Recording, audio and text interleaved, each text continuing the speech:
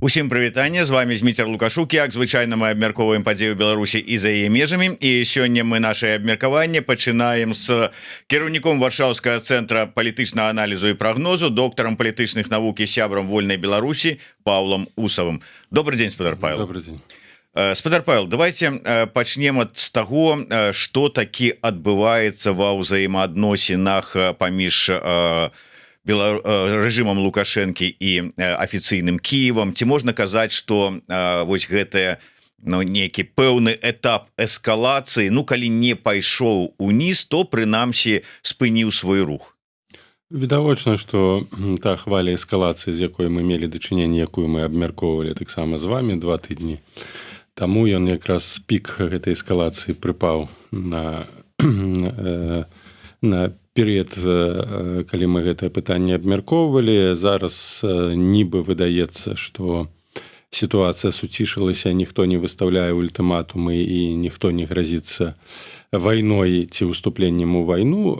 Я думаю, што гэта звязанае якраз такі з тым, што эта эскалацыя таксама прыпала на час крытычных дзеянняў з боку Расіі, калі яна максімальна прыблізілася да таго, каб уцягнуць Беларусь у вайну ў нейкім фармаце. Гэта і чарговая правакацыя з дронамі, гэта і паездка Лукашэнка ў Маскву, і размова на Валдаі невядома пра што і невядома аб чым, хаця мы можам здагадвацца, што гаворка вялася якраз такі агулам пра сітуацыю і ролю Беларусі ў вайне. І тут таксама раптоўны візіт у Кітай, дзе Сі Цзіньпінь заяўляе пра тое, што падтрымлівае незалежнасць і суверэнітэт Беларусі. Упершыню хіба у гісторыі, калі Кітай выказваецца фактычна па баку Беларусі, падкрэсліваючы важнасць, у тым ліку і для Кітая, таго, каб Беларусь захоўвала сваю незалежнасць і суверэнітэт, намікаючы на тым, што Кітай не зацікаўлены,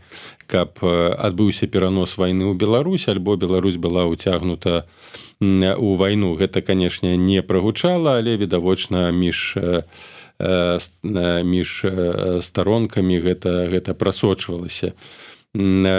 І думаю, што узважыўшы агульна ўсе рызыкі, а мне падаецца і ультыматум Зеленскага, і вось гэта інфармацыйная хваля вакол рэтранслятораў, гэта хутчэй быў элемент такога маральна-псіхалагічнага ціску на Лукашэнка, на ягонае атачэнне, а знову на фоне паспяховых удараў па Расіі, па Маскве. Адначасова, калі гэта праўда, знову мы да канца не ведаем, афіцыйных пацверджанняў не было, хаця Лукашэнка ўзгадаў, што напярэдадні ягонага візіту ў Маскву прыязджала дэлегацыя з Кіева, не падкрэсліў, хто гэта быў. Некаторыя нефармальныя крыніцы кажуць пра тое, што гэта быў кіраўнік ГУРа украінскага, магчыма, нейкія яшчэ напаўафіцыяльныя асобы, якія абмяркоўвалі, думаю, пытанні не толькі пра тое, каб з украінскага боку украінцы маглі прыходзіць па грыбы і па ягады ў Беларусь, магчыма, іншыя пытанні. І думаю, што украінскі бок даў зразумець Беларусі, што для Лукашэнка любы фармат уключэння ў вайну можа скончыцца вельмі драматычна. У сваю чаргу Лукашэнка мог запэўніваць Украіну тым, што ніякага добраахвотнага ці уласнага жадання ані рэжыму, ані Беларусі як такой уцягвацца ў вайну няма. І мы потым таксама прасочвалі, все бачылі і выказванні Вальфовіча пра незразумела якую правакацыю, намаганне ўцягнуць Беларусь у вайну, што не характэрна для чалавека з савецкай ментальнасцю і прарасійскімі пазіцыямі. І агульна такое спакойнае, што мы таксама абмяркоўвалі стаўленне Лукашенко ввогуле не даваў ніякіх каментароў адносна ані удараў дронаў, ані ультыматума. То бок бакі шукалі выхаду з гэтай такой напружанай сітуацыі, бо не для Беларусі, тым больш не для Украіны, асабліва зараз адкрыццё, неважна ў якім фармаце, у якой там колькасці будуць задзейснены беларускія войскі, ці эфектыўны, неэфектыўны будуць налёты на беларускія НПЗ і іншыя аб'екты, ўсё ж такі для Украіны новы кірунак дзеянняў абсалютна не ўкладаецца ў парадыгму сённяшняй стратэгіі. Гэта максімальнае знішчэнне інфраструктуры энергетычнай Расіі, максімальнае, што максімальна падымае узровень незадаволенасці ўнутры самога грамадства. Ужо фактычна у гісторыі Расіі былі хлебныя бунты, салявыя бунты, водачныя бунты. Вось зараз могуць пачацца такія бензінавыя паліўныя. Вот, дарэчы, як вы ацэньваеце, наколькі рэальна, што сённяшняе расійскае грамадства здольнае на нейкія там паліўныя бунты? Ну, на бунты яны здольныя, гэта не азначае, што гэта будзе нейкая там рэвалюцыя, ура, там перамога дэмакраты, гэта не будзе. Але вось такія спантанныя хаатычныя бунты, яны магчымыя нават у межах жорсткіх рэжымаў, яны ад часу да часу здараліся, і варта ўзгадаць нават тую зімнюю вішню, так, цэнтр, які хіба, калі я не памыляюся, у 2018 годзе згарэў, і шмат людзей загінула, і ўсё гэта засекрэцілі, але і гэта, канешне, было на перыферыі, гэта Кузбас, але ўсё роўна там гэтая трагедыя ўзбудзіла нейкае рушанне, што аж вымушаны былі спецслужбы прадпрымаць нейкія дзеянні, каб загасіць вось такую растучую незадаволенасць. Потым мы памятаем з гэтым, калі не памыляюся, губернатарам Сахаліна, прабачце, забыўся, таксама там былі ў 20-м годзе, прабачце, забыўся прозвішча, калі там пачаліся свайго рода падтрымка для губернатара, яго арыштавалі па абвінавачанню там у заказных забойствах. Ну і шэраг такіх лакальных дзеянняў былі, але праблема была ў тым, што гэта не закранала ўсю Расію. А зараз мы маем два фактары. Фактар вайны і вялікіх стратаў, якое адчуваецца у шмат у якіх рэгіёнах, магчыма, гэта не адчуваецца ў Маскве, у Петербурзе, каб не ствараць там крытычную масу і напружанасць. Але гэта ёсць, і гэта паступова спее незадаволенасць, бо невядома па што людзі гінуць, і тым больш, што ёсць цяжкасці з выплатамі, рознага кшталту махінацыямі. Другі момант, калі вайна ўдарае па камфорце большасці. І вось гэтыя налёты на нафтаперапрацоўчыя заводы, на там паліўныя насосныя станцыі і нейкую іншую інфраструктуру, гэта ўсё пазбаўляе камфорту большасць, бо большасць зараз якраз такі з гэтым палівам яна пазбаўлена вось такога штодзённага камфорту.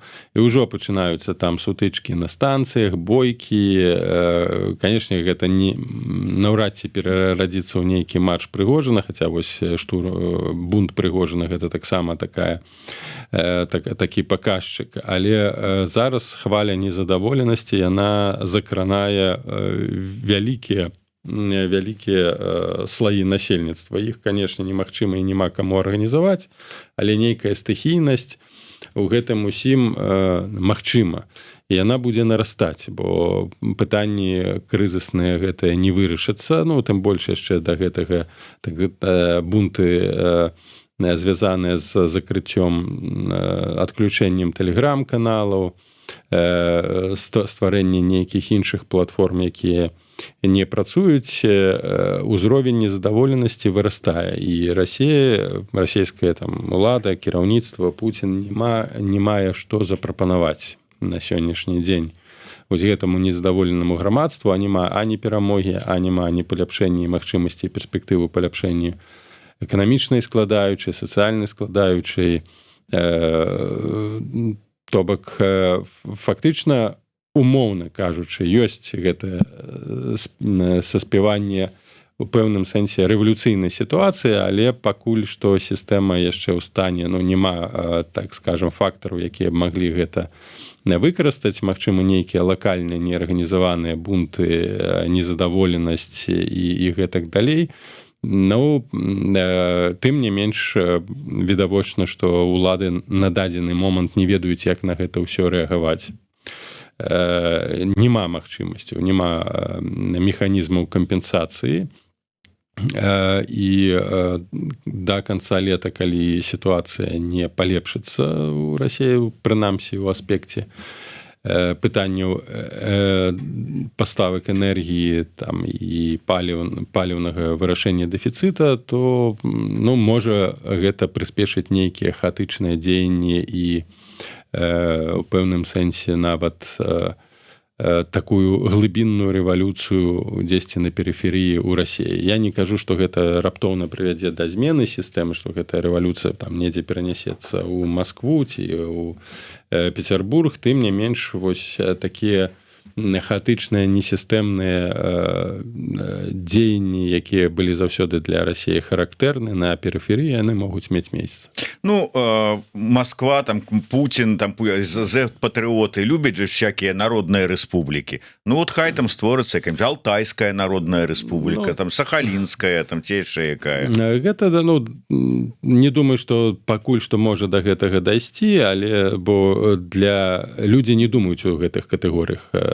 Просты глыбінны народ. Ён думаюць пра тое, дзе як заправіцца. І пакуль што мазгі ў іх не трансфармаваліся ў аспект там палітычных патрабаванняў ці нават фарміравання нейкіх незалежніцкіх тэндэнцый, тым больш. Якія незалежніцкія тэндэнцыі? Справа тым, хопіць карміць Маскву. Вось гэта можа быць. Гэта такія тэндэнцыі могуць быць, але яшчэ раз падкрэслю, гэта абсалютна ніяк немагчыма зараз арганізаваць. І нават апазіцыя не асабліва з таго, што я назіраю, можа выкарыстаць гэтую сітуацыю. Так, інфармацыйныя ўплывы ёсць, вельмі актыўна ў гэтым накірунку працуе Украіна, яна вельмі прафесійна гэта прасоўваюць.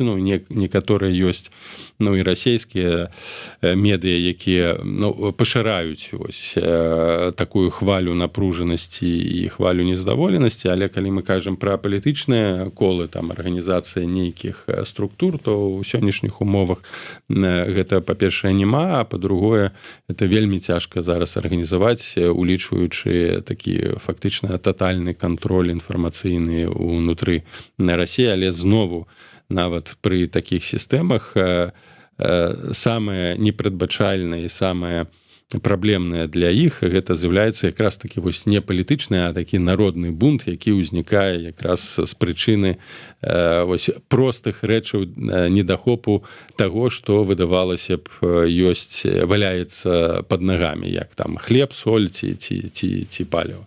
Як казалі расійскія ж класікі, бессмысленны і беспашчадны. Крывавы, так. Да, але я хацеў бы яшчэ іншае. Апошнімі днямі мы назіраем масавыя абстрэлы расійскімі акупантамі менавіта Кіева.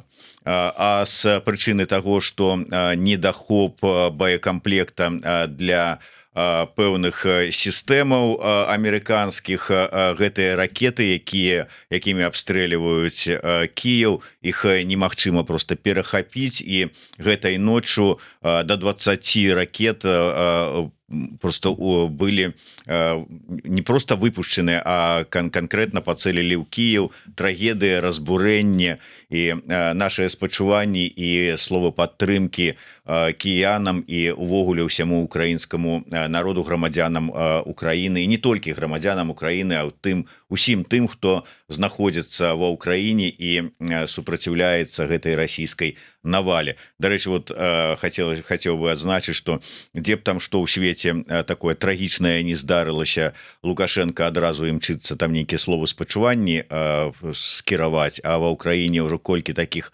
трагедый, ні разу нешта я не чуў слова спачуванняў. Але пра іншае, што тут ад яго чакаць, ён ж суагрэсар, чым сам бахваліцца. Як мне падаецца, на працягу лета Москва будзе праводзіць вельмі інтэнсіўныя абстрэлы перш за ўсё Кіева. Это ваш апошні допіс у тэлеграм-канале, і як бачым, гэтыя ваши словы спраўджваюцца. Пры гэтым будуць таксама спробы ў розных фарматах уцягваць Беларусь, абвастраць сітуацыю і даводзіць яе да стану вайны. Вось гэтая частка вашага прагноза, наколькі яна ўсё ж таки будзе спраўджвацца на фоне таго, ну нібыта так троху зніжэння ўзроўню эскалацыі, якая вось паміж Мінскам і Кіевам назіраецца. Знову трэба сыходзіць з таго, у якім стане знаходзіцца Расія.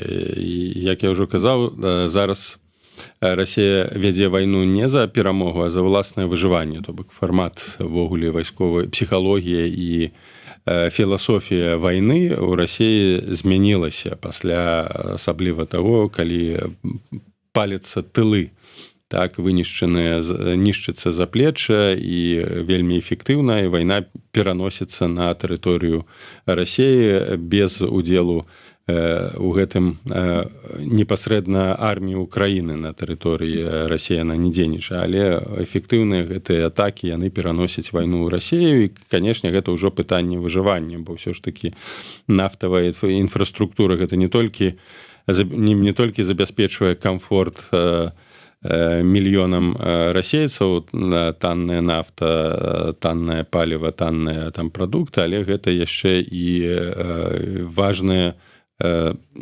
крыніцы даходу для сістэмы і крыніцы даходу для таго, каб працягваць гэтую вайну. І зараз гэтыя крыніцы, яны імгненна скарачаюцца не толькі з прычыны санкцый, але і з прычыны, вось мы гэта назіраем, эфектыўных удараў па энергетычнай інфраструктуры Расіі, і для яе ўжо немагчыма пры такіх умовах весці вайну на вычарпанне Украіны. То бок яна магла б пры захаванні інфраструктуры энергетычнай і адсутнасці напружанасці сацыяльнай, эканамічнай у самой Расіі весці гэтую вайну яшчэ некалькі год, бо ёсць рэсурсы, унутраныя рэсурсы, ёсць грошы. Зараз відавочна ўсё гэта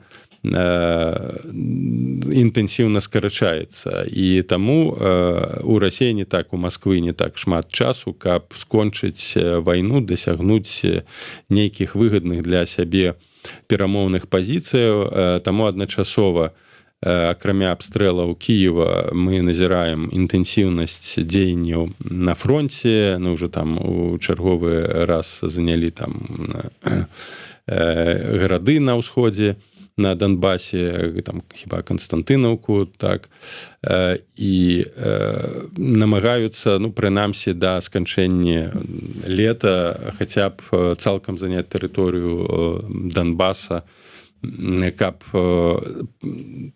хаця б уласна свайму насельніцтву прадэманстраваць, што гэтыя 4 гады з паловай не былі аж так без сэнсу, і страт у 1,5 мільёна чалавек яны не былі надарэмныя, бо як толькі скончыцца вайна, зараз пачнуцца ж пытанні, ад дзеля чаго, колькі, вось, гэта ж незадаволенасць нікуды не падзенецца, ні ў сем'ях, ні у тых, хто прайшоў вайну, а гэта больш за 1 мільён чалавек, яны ўсе вернуцца ў Расію. Гэта яшчэ больш насыціць гэтую рэвалюцыйную небяспечную сітуацыю. Таму з аднаго боку скончыць вайну зараз гэта небяспечна, але з іншага боку не скончыць вайну зараз таксама небяспечна для Расіі. Вось гэтая сітуацыя вымушае прыспешыць. З аднаго боку гэта інтэнсіўнасць удараў менавіта па Кіеву. Гэта не стратэгічна важна, гэта палітычна важна. Проста змусіць Зеленскага, змусіць палітычныя эліты Украіны пайсці на перамовы, бо тады ўсё роўна абстрэлы будуць працягвацца. То бок мы маем дачыненне вось такой з аперацыяй запужвання. Гэта тое, што гітлераўская Нямецчына рабіла з Англіі, там вядомыя Кавентрі, бамбёжкі Лондона, у сваю чаргу потым дыванавыя бамбардзіроўкі саюзнікаў таго ж Берліна, Дрэздена і Гамбурга.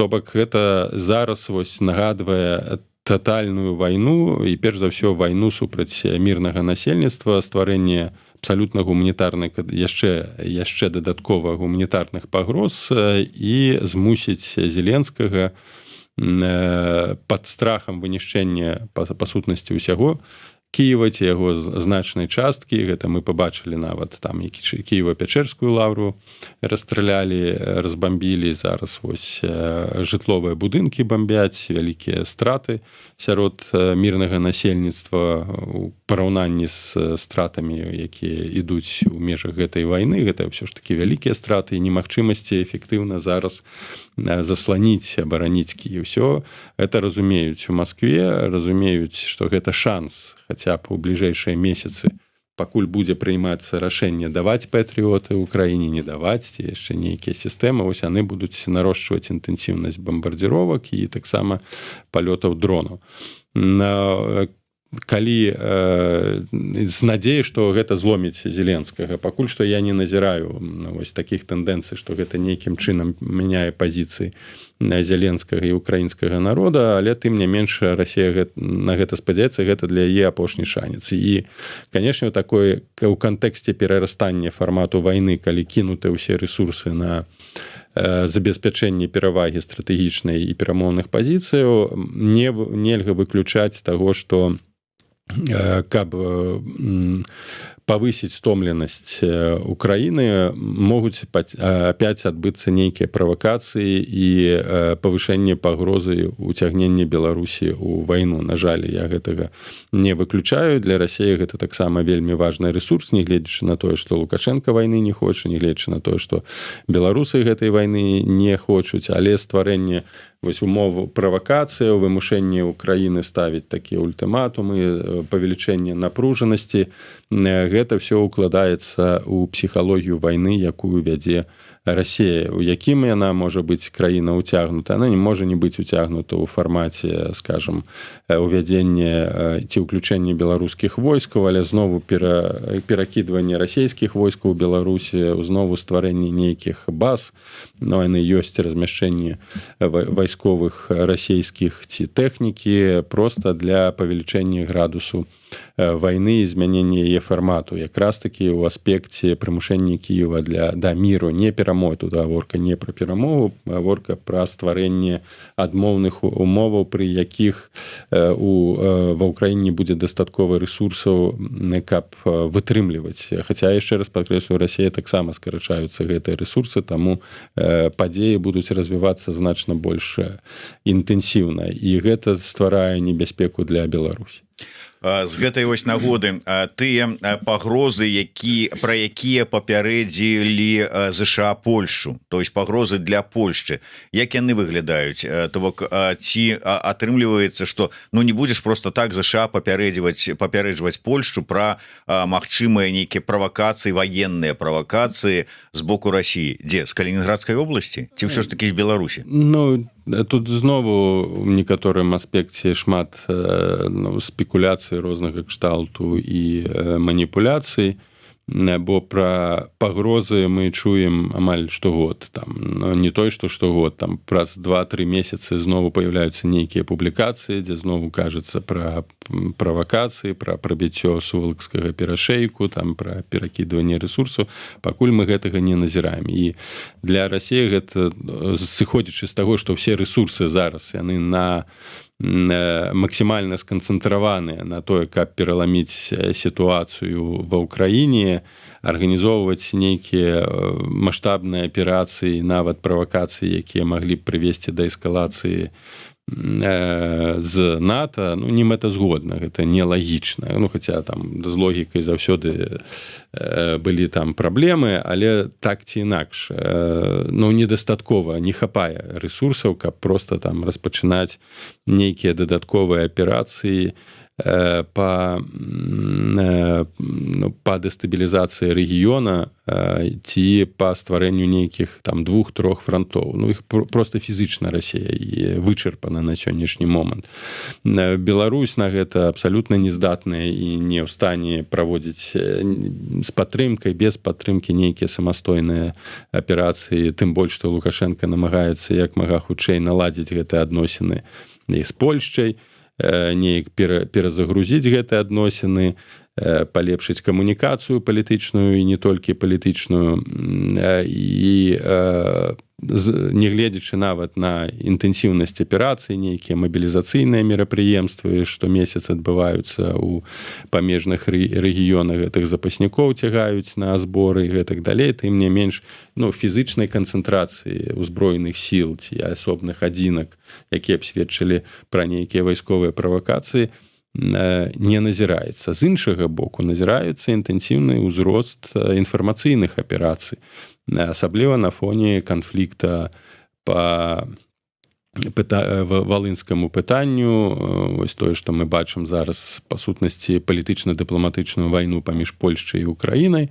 Ну, здаецца, нейкія там що ж такі пачаліся палёгкі. Я зараз чытаў, што у Анкары паразмаўлялі ўпершыню Навроцкі і Зеленскі, ну і нібыта кантакты адбыліся, але хваля пакуль што гэтая вось інфармацыйная яна не спыненая, і вось гэтай розныя групы, асабліва тут і ў Польшчы, выкарыстоўваюць для ўзмацнення антыукраінскіх настрояў. І Расія гэта выкарыстоўвае праз свае сеткі, праз карысных ідыётаў. Гэта ўсё, на жаль, ёсць. І на гэта ўсё сканцэнтравана, каб пагоршыць адносіны, перш за ўсё, польскае грамадства да Украіны. Так, калі гэтыя кантакты прывядуць да супольных дэкларацый палітычных, і калі гэтае пытанне будзе знята, супярэчлівае і канфрантацыйнае пытанне, то тады можам казаць пра ўжо змену па паляпшэнню сітуацыі. Але, на жаль, сыходзячы з таго, што зараз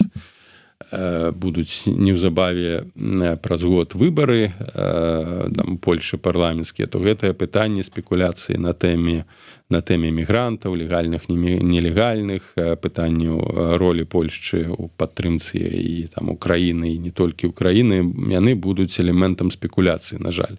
І гэта самы лепшы варыянт, калі хочаш здабыць галасы, заўсёды выбары у такіх умовах яны толькі абвастраюць гэтае пытанне. Я не думаю, што так проста ўсё гэта скончыцца, хаця, канешне, шмат даючых каментароў на гэтую тэму падкрэсліў неабходнасць дыалогу і камунікацыі, ні ў коім разе не працягвання вось гэтай інфармацыйнай канфрантацыі. Трэба шукаць выхаду, бо гэта ўсё, канешне, працуе на Расію.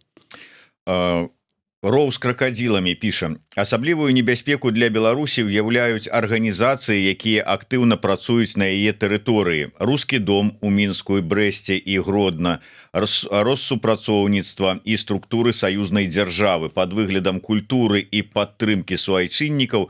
Яны гадамі стваралі сетку ўплыву ў сілавых структурах і дзяржаўных органах, вярбуючы людзей і працуючы в інтарэсах Масквы, а не Мінска. Мы з вами не адзін раз гэтую вось праблему абмяркоўвалі.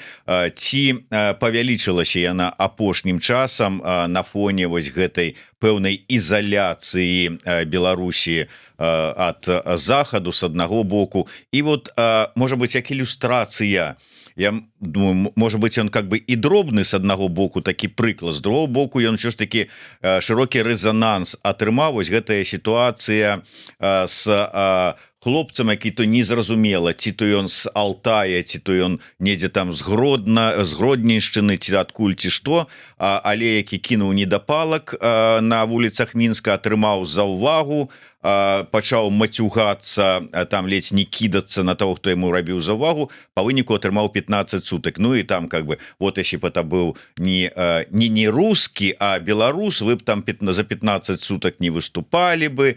Ну і, карацей кажучы, гэта вот накаливание такая нейкіх таких русафобских настрояў. То есть вот что адбываецца, на ваш погляд? на бытавым узроўні з аднаго боку гэта добра, што ў беларусаў фарміруюцца стэрэатыпы, што беларусы не могуць быць хамамі і смеціць і кідаць недапалкі і мацюкацца. Гэта стэрэатып, гэта міф, бо беларусы розныя, хапае усяго самага і добрага і самага кепскага. Але той факт, што працуюць гэтыя стэрэатыпы, што беларусы не смецяць, што на сочках, шкарпетках становяцца нават падчас рэвалюцыі на лаўкі, пераходзяць падчас дэманстрацыі толькі на чырвоны свет, яны добра, што ствараецца такі вобраз беларуса як немца у цэнтральнай Еўропе, які ва ўсходняй, які там... Галоўнае не чытаць спісы, якія публікуюць МУСКа, ДБ і Мінінфармацыі пра колькасць экстрэмістаў, тэрарыстаў. Гэта іншае. Так, гэта першы момант. Другі момант, канешне, знову увесь час спрабуюць стварыць і істэрыю адносна таго, што рускіх у Беларусі прыціскаюць, а трэба з гэтым нешта рабіць. Як бы такая падрыхтоўка інфармацыйная да нейкага вонкавага ціску. Хаця і Лукашенко неаднакротна выказваўся адносна Россотрудничества і казаў, нечего вам тут носиться с этим Россотрудничеством, никто у нас русских не притесняет. Але гэта, з аднаго боку паказчык таго, што, канешне, Расія намагаецца знайсці нейкія прычыны, падтэксты дыскрымінацыі там расійскай мовы, хаця ў нас 90% усіх установаў, нават большасць расійскамоўныя, тым ліку і школы. Я ўжо не кажу пра універсітэты. Але што, калі перашкаджала рускім стварыць нейкія такія правакацыі? А з іншага боку, разумеючы, што гэтыя правакацыі так будуць, мяне здзіўляе, хаця вось недавно там звольнілі дырэктара музея нейкага, які там закрываў, не ведаю, там по музейнай справе міністра ці замміністра.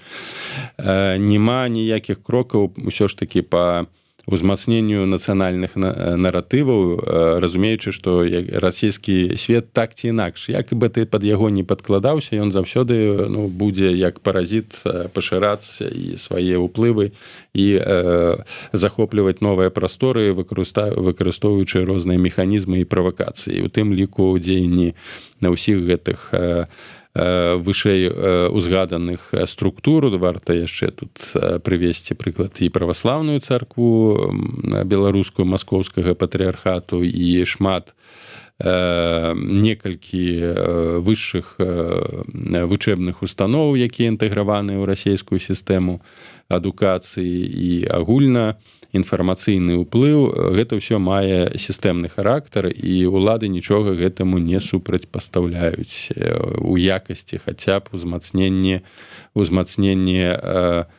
нацыянальных уплываў, нацыянальнай умовы. Нават вось это недаўняя статыстыка, што колькасць вучняў, якія здавалі экзамены альбо іспыты там у вышэйшай установы на беларускай мове, альбо выпускныя экзамены на беларускай мове зменшылася на некалькі там сот чалавек, што таксама з'яўляецца паказчыкам. Гэта не толькі пытанне таго, што беларусы пачынаюць баяцца размаўляць па-беларуску, бо гэта выклікае негатыўныя рэакцыі атачэння часткі і перш за ўсё гэтых сілавых структур, але таксама пытанне вось такой прыхаванай самацэнзуры. І гэта ўсё вынікі свядомага і несвядомага прасоўвання расійскага свету. Таксама трэба разумець, што ўсё больш і больш маладых людзей, якія скончваюць школы, яны імкнуцца выехаць з Беларусі. Гэта праблема. Сутыкнуўся падчас пэўных праграм, якіх я удзельнічаў у камісіі, відавочна, што павялічылася лічба выпускнікоў беларускіх школ, вельмі таленавітыя людзі, якія імкнуцца, якія не бачаць сябе, не бачаць магчымасцяў, не бачаць перспектываў.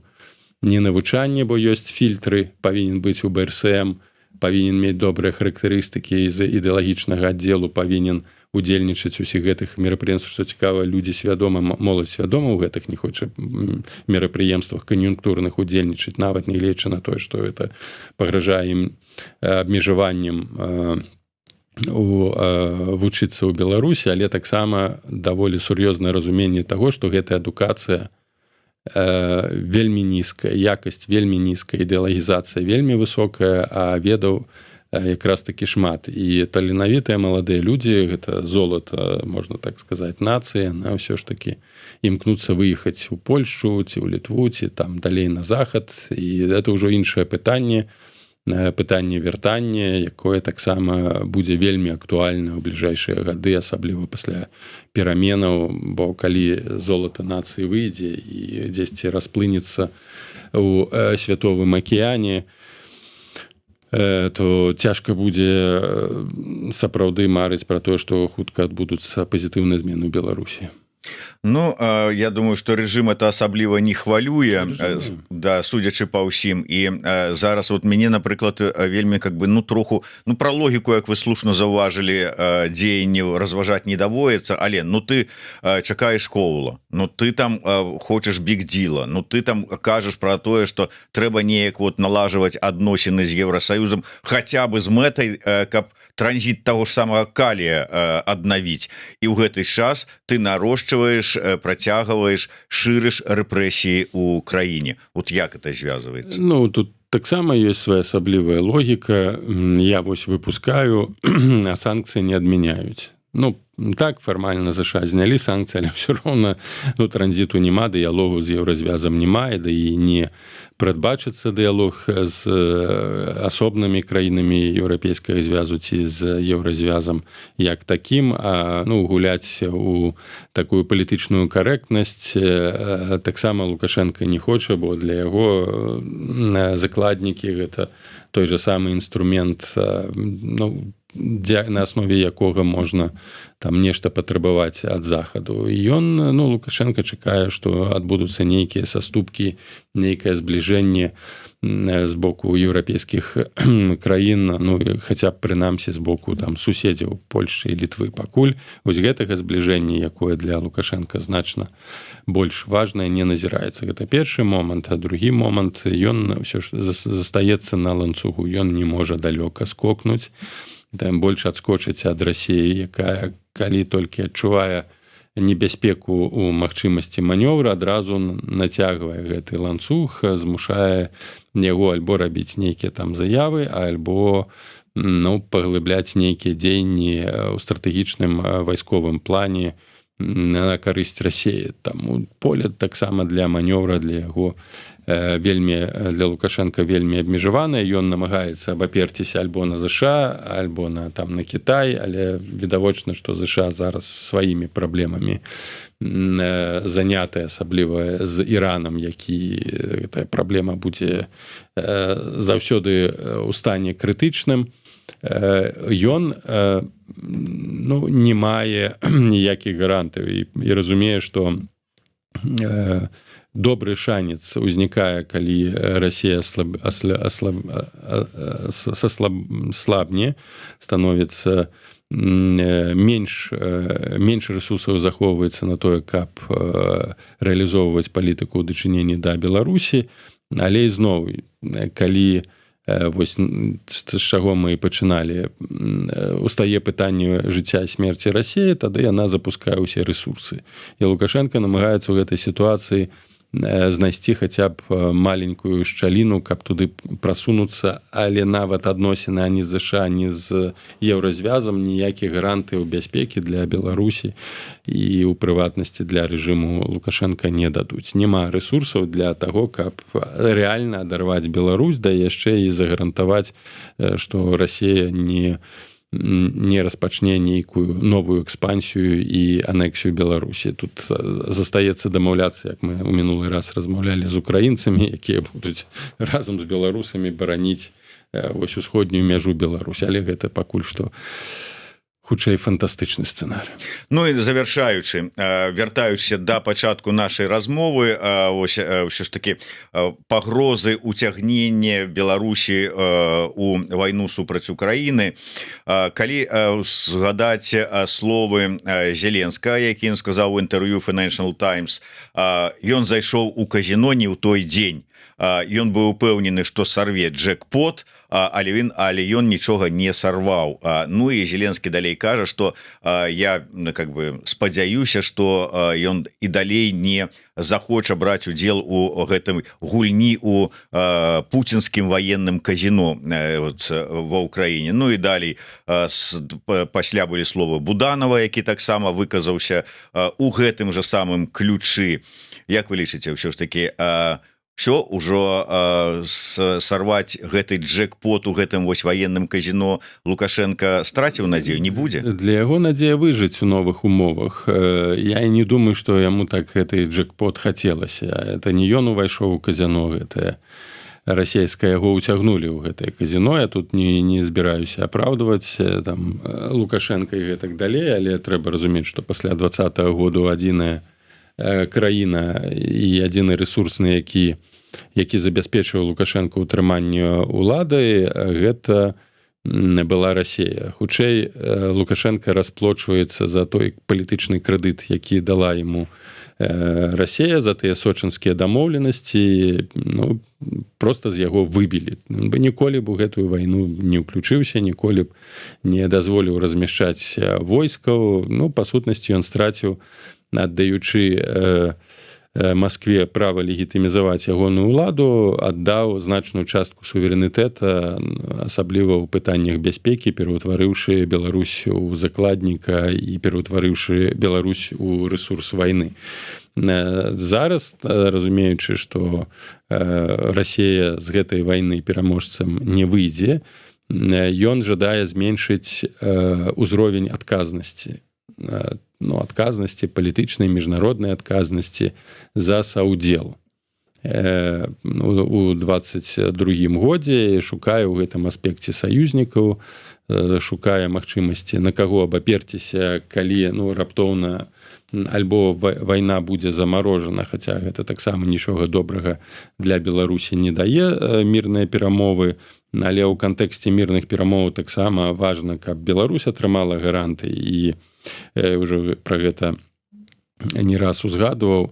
Я лічу, што Кіеў гэта павінен мець на ўвазе, гэта дэмілітарызацыя Беларусі, прынамсі у аспекце вываду расійскіх вайсковых базаў і адзінкаў з тэрыторыі Беларусі, у тым ліку ядзернай зброі, то бок вось дэмілітарызацыя і дэнуклеарызацыя, каб Беларусь вярнулася да статусу без'ядзернай дзяржавы.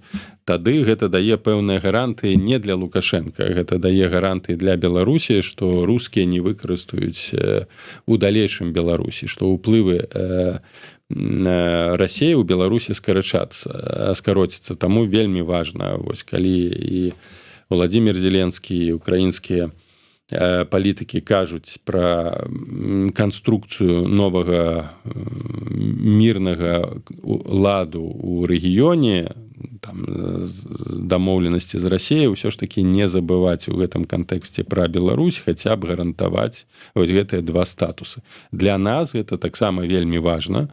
Ще раз падкрэслю, не толькі ў тым, што мы пашыраем зону бяспекі для Беларусі і узмацняем аднаўляем нейкім сэнсе стратэгічны суверэнітэт, але таксама гэта змяншэнне расійскіх уплываў. Вельмі важна у тым ліку, што тут узгадвалі гледачы і слухачы, змяншэнне рускамірскага ўплыву. То бок вось у гэтай дэмілітарызацыі, дэнуклеарызацыі яшчэ варта, магчыма, уключыць пункт дэрусіфікацыі, хаця б у нейкіх мінімальных маштабах, абмежаванне дзейнасці ўсіх гэтых інстытутаў, россу працы, гэтых рускіх дамоў, рускіх фундацый, рускіх медыа. Ну, але гэта ўжо ў пытанні якраз такі рэжыма Лукашенка, але з гэтага маглі б у Менску скарыстацца, каб усё ж такі хаця б у нейкай частцы вярнуцца да той палітыкі беларусізацыі, якая мела месца перад 20-м годам. Вось так прыблізна павінна выглядаць схема ці структура нейкіх мірных працэсаў, калі яны будуць адбывацца, і нам вельмі важна ўзмацняць гэтае пытанне, у тым ліку на міжнароднай арэне, знову нягледзячы да стаўлення і кантэксту Лукашенка трэба максімальна ўзмоцніць наш стратэгічны ідэалагічны суверэнітэт, нават калі на нейкі час гэта станець нейкім ресурсам выжывання рэжыму на нейкі час. І тут гаворка не пра рэжым, тут гаворка перш за ўсё пра выжыванне дзяржаўнасці, беларускага грамадства і стратэгічнага суверэнітэта Беларусі. Дзякуй вялікі. Ну вось такая пазіцыя ў Паўла Усава на тыя адносна тых падзеяў, якія адбываюцца сёння вакол Беларусі і у нашым грамадстве, не толькі ў нашым. Дзякуй вялікі. Павел Усаў, подписывайтеся на яго тэлеграм-канал, сачыце за яго выступамі на Еўрарада. Для гэтага подписывайтеся на YouTube канал Еўрарада. Да сустрэчы, жыве Беларусь.